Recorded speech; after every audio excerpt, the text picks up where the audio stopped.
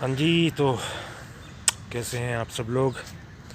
हम फिर अपने फेवरेट जगह पहुंच चुके हैं, जो कि बड़ा सा एक पार्क है दिल्ली के एक कोने में। तो आज तो वैसे मैं बाहर नहीं आने वाला था। इनफैक्ट मैं पिछले 4-5 दिनों से मैं घर से बिल्कुल भी नहीं निकला हूँ। At least I think post Diwali मैं अपने घर से बिल्कुल भी बाहर नहीं निकला हूँ, क्योंकि दिल्ली में अब रहना एक दुर्भाग्य पूर्वक एक तरह से क्या बोलते हैं इसको, टॉर्चर सा हो गया है। साल भर साल जो है हमें इस टाइम पे अक्टूबर, नवंबर, दिसंबर, जनवरी में सीवियर लेवल ऑफ प्रदूषण से हमें गुज़रना पड़ता है, क्योंकि जो एयर है वो ऊपर पास नहीं कर पाती है because of the moisture content in the atmosphere. तो उसकी वजह से जो सारा जो प्रदूषण है वो एक तरह से यहीं ऊपर ही ऐसे सस्पेंड रहता है। जैसे कि आप शायद अगर मेरे पीछे बैकग्राउंड में देख पाएँ तो एक तरह से पूरा स्मोकी एनवायरनमेंट है। तो ये पिछले कहीं सालों से ऐसा हो रहा है। मेरे ख्याल से एक दशक से ऊपर हो चुका है, जबकि हम अपने विंटर को हम बिल्कुल भी एंजॉय नहीं कर पाते हैं। तो कहने का मतलब ये था कि आज बाहर आने का मन तो नहीं था, लेकिन जब मैं घर पे ऐसे बैठा हुआ था तो फिर मेरे अंदर जो है एक तरह का गुस्सा टाइप का आने लगा कि हम कब तक हम इस बारे में जो है चुप्पी साधे रखेंगे, और जो जो हमारी लीडरशिप है उनको हम बिल्कुल भी क्वेश्चन नहीं करेंगे इसके बारे में। आई मीन लाइक ये जो हमारा जो ये गुलाम का जो मेंटालिटी है, ये कब जाएगा, इस बारे में हमें बिल्कुल भी बात करनी चाहिए, डिबेट करना चाहिए। क्योंकि जो गुलामी का जो माइंडसेट बस चुका है हमारे जहन में, हमारे दिलो दिमाग में, जो हमारे अंग्रेज़ थे उसके पहले जो उन्होंने हमें 200 साल 300 साल जो हमको हुकूमत की, वो तो चले गए, लेकिन वो पीछे जो है अपनी ग़ुलामी वाला जो माइंडसेट है ये पीछे छोड़ के चले गए हैं, जिससे हम बिल्कुल भी जो है बाहर ना निकलने की कोशिश कर रहे हैं, ना हम इसमें से बाहर निकलना चाहते हैं, ऐसा मुझे प्रतीत होता है। क्योंकि जब भी आप किसी से बोलो कि मैं इसके बारे में ऐसा जो है बात करना चाहता हूँ, अपने सरकारों और लीडरशिप को अकाउंटेबल ठहराना चाहता हूँ, तो लोगों को एक अजीब सा डर लगा रहता है कहीं वो आपके घर ना आ जाएं, आपके ऊपर कोई केस ना कर दे। जबकि अगर ऐसा ऐसा बिल्कुल भी नहीं है, क्योंकि मुझे लगता है कि उनको भी ये पता है कि जो मैं कह रहा हूँ, जो हम झेल रहे हैं वो भी झेल रहे हैं। क्योंकि जो पूरा सरकारी तंत्र है वो दिल्ली से ही चलता है। हमारे जो प्रधानमंत्री हैं या चीफ मिनिस्टर हैं या गृह मंत्री हैं या डिफेंस मिनिस्टर हैं, जितने भी ये बड़े बड़े ओहदे में जो लोग हमारे बैठे हुए हैं, ये सारों का घर जो है ये दिल्ली में ही है। तो ऐसा तो नहीं है कि वो सुबह उठते होंगे और उनके घरों में जो है एकदम सूरज की चमक और एकदम स्विट्ज़रलैंड का माहौल उनको मिलता होगा। नहीं, उनको भी जो है यही माहौल उनको मिलता होगा, लेकिन किसी कारणवश, चाहे आप इंटेंट कह लीजिए या लेज़ीनेस कह लीजिए या फिर कोई और रीज़न कह लीजिए, या फिर ज्ञान की कमी कह लीजिए, उनको बिल्कुल भी इच्छा नहीं है कि वो इसके बारे में कुछ करें या आपस में बैठकर बंधुओं की तरह इसका सल्यूशन निकालें। तो कहने का मतलब ये है कि जो दिल्ली जो है वो आप कह सकते हो कि एक तरह से जो है राजधानी होने का जो है गर्व जो है और ये सब वो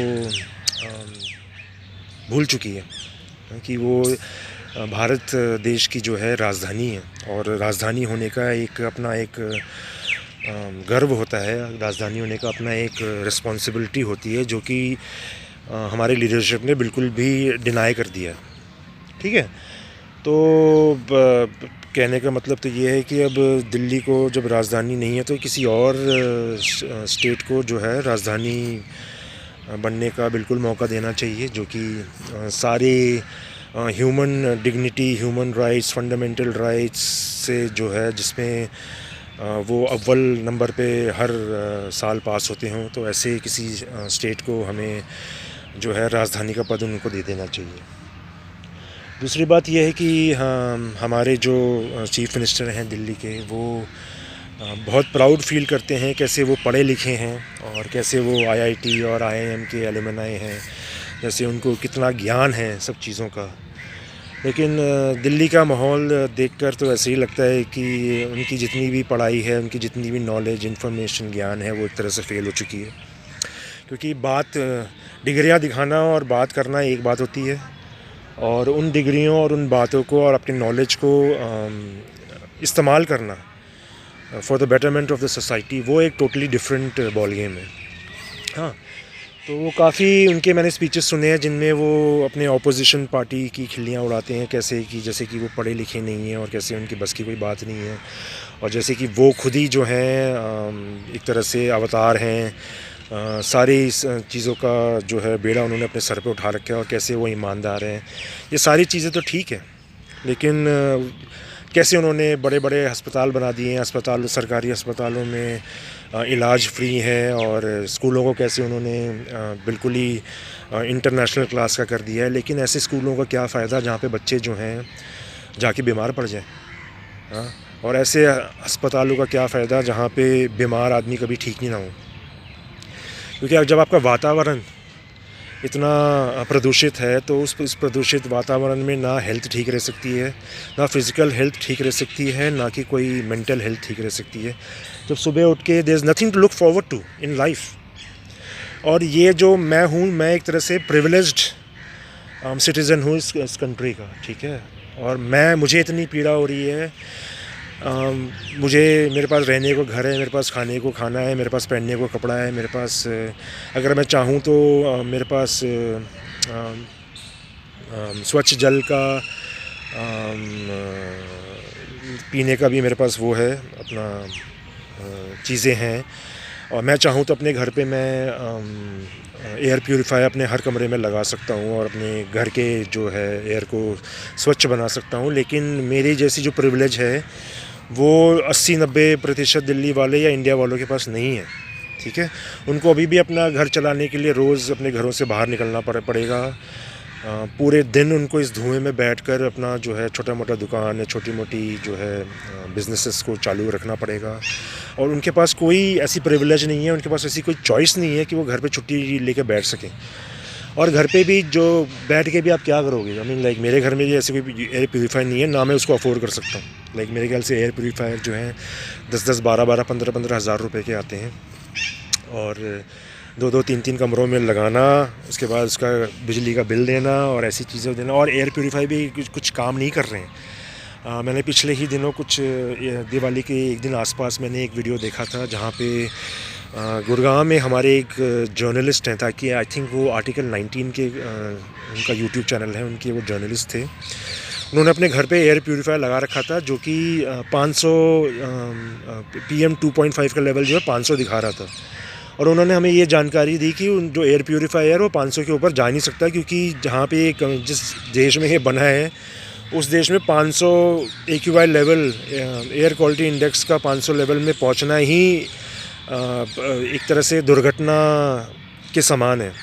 it's just like committing suicide in a way. तो 500 के ऊपर उसकी जाने की आवश्यकता नहीं होती। लेकिन और एक हमारे जो जर्नलिस्ट हैं राजदीप सरदेसाई, जो कि इंडिया टुडे ग्रुप के लिए काम करते हैं, उन्होंने अपने ट्वीट में लिखा था कि जो दिल्ली का जो AQI है, हवा का जो PM 2.5 का जो लेवल है वो 900 से ऊपर, 999 के ऊपर भी जा चुका है। अब जिस शहर का अपना जो वातावरण है वो रहने लायक ही नहीं है। आई मीन लाइक ऑस्ट्रेलिया जैसे कंट्री में मेरे ख्याल से 80-90 के आसपास होता है एयर क्वालिटी लेवल, और हमारे कंट्री में जो है वो 1000 के आसपास है। मतलब हमारे कंट्री के कुछ स्टेट्स अगर आप ले लो, जैसे दिल्ली जैसे स्टेट में। तो पहले तो जब आम आदमी पार्टी जब आई भी नहीं थी, तो पहले जो मेरे ख्याल से इनका जो 2011-12 में शायद शुरू हुआ था, अब डेट मेरे को ठीक से याद नहीं है। तो इंडिया अगेंस्ट करप्शन के नाम पे ये सारे एकजुट होकर इन्होंने जंतर मंतर पे ऐसा इन्होंने प्रोग्राम बनाया था कि आप सुबह से लेकर शाम तक आप बिल्कुल भी अन्न का सेवन नहीं करेंगे और हम इंडिया को जो करप्शन फ्री बनाएंगे। ऐसे एक मुहिम चलाई थी जिसमें मैं भी 3 दिन के लिए मैं शामिल हुआ था। मैं सुबह जाके जंतर मंतर में जाके बैठता था, बिना कुछ अन्न ग्रहण करे, किसी प्रकार का फ्रूट वेजिटेबल कुछ भी एक्सक्यूज़ मी खाए बिना 3 दिन तक हमने उनका साथ दिया। हमने भी चाहते थे कि इंडिया जो है करप्शन मुक्त हो। तो एक जो मूवमेंट ये शुरू हुआ अन्ना हज़ारे के नेतृत्व में, वो कब एक पॉलिटिकल फेस में चेंज हो गया ये कहना थोड़ा मुश्किल है, लेकिन जो भी हुआ ये आम आदमी पार्टी का गठन जो है बहुत ही जल्दी हुआ।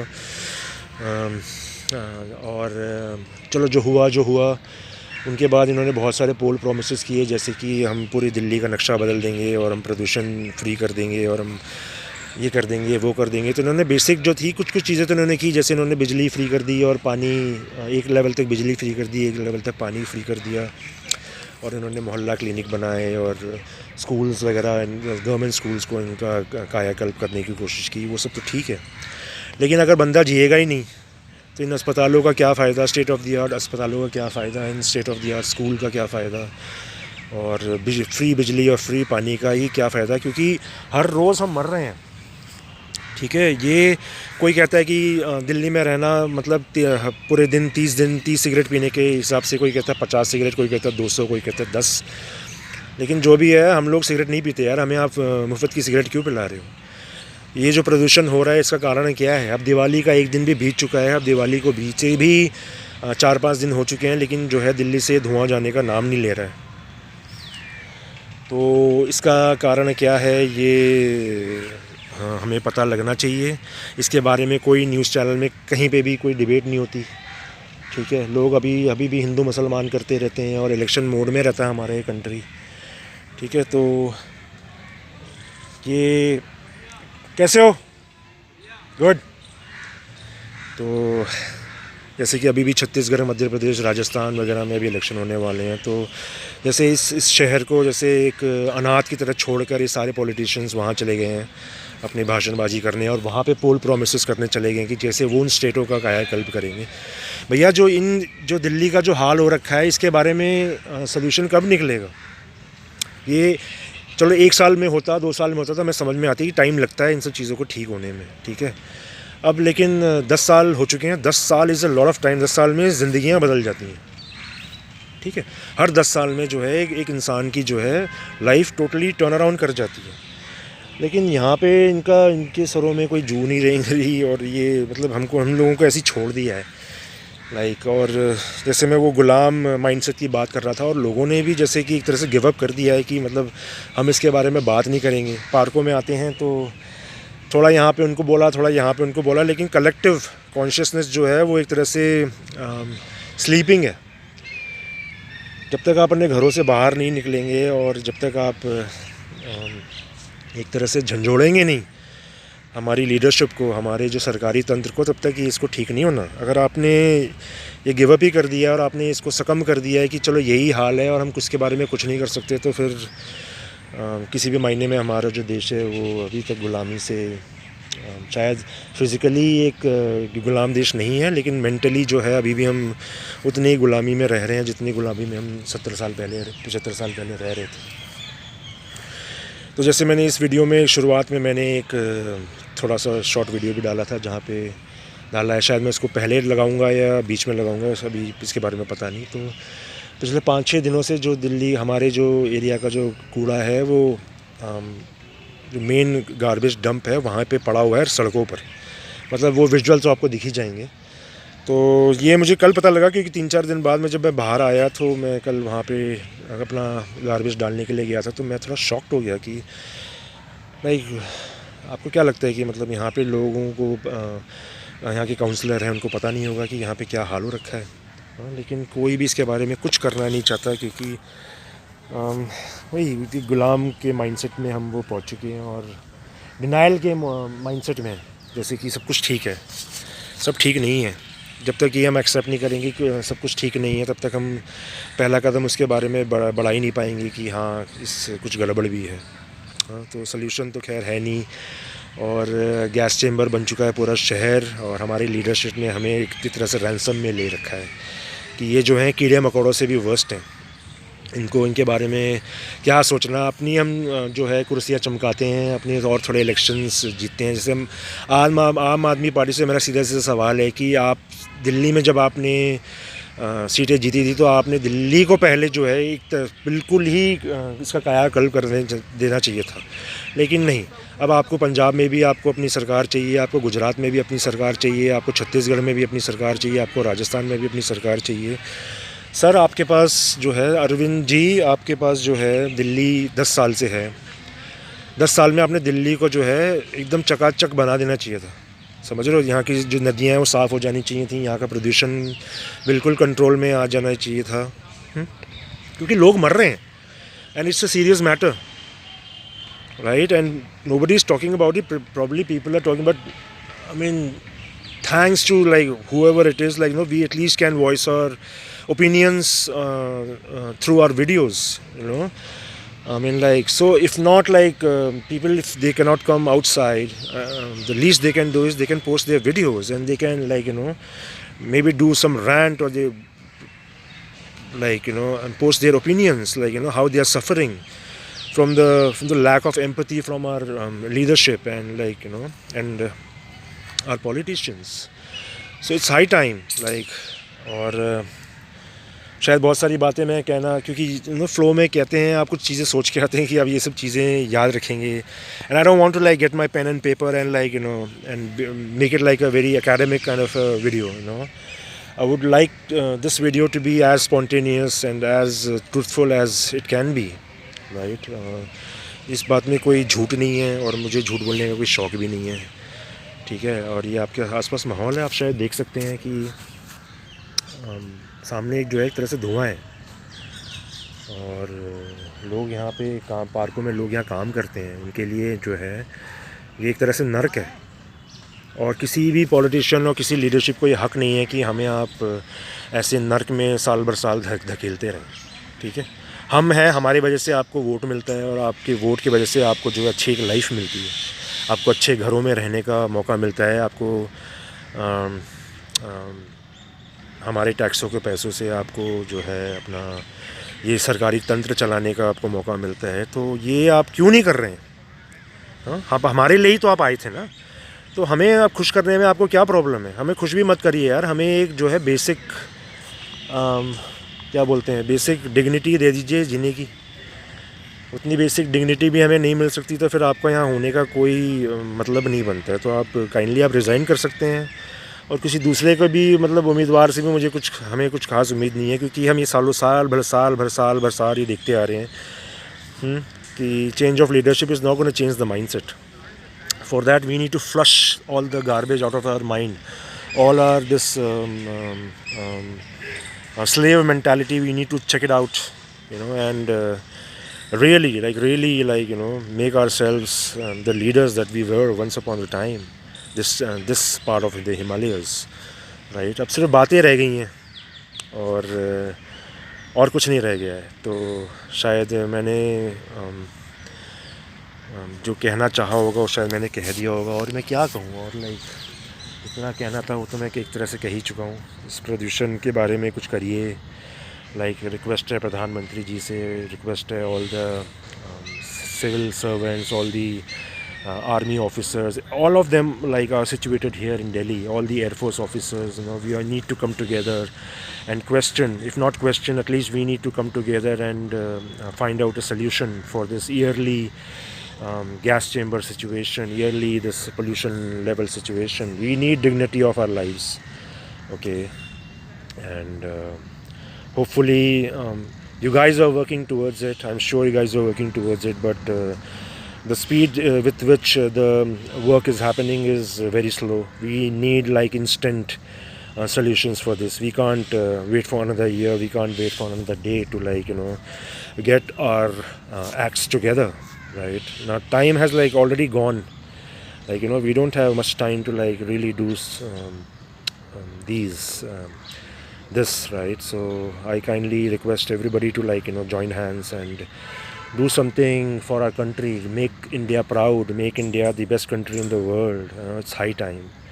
So on that note, I'll give it a pause now. So hopefully I won't be needed to like make another video which like criticizes the government or which criticizes the way we are living. I don't. It's not like I enjoy criticizing the government. I don't do it.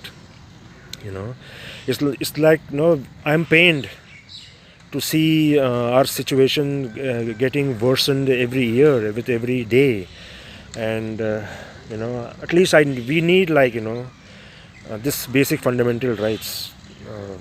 That's all. Like, okay, so I'll see you soon in another video, maybe this time a food video or something. So yeah, so see you soon. Bye.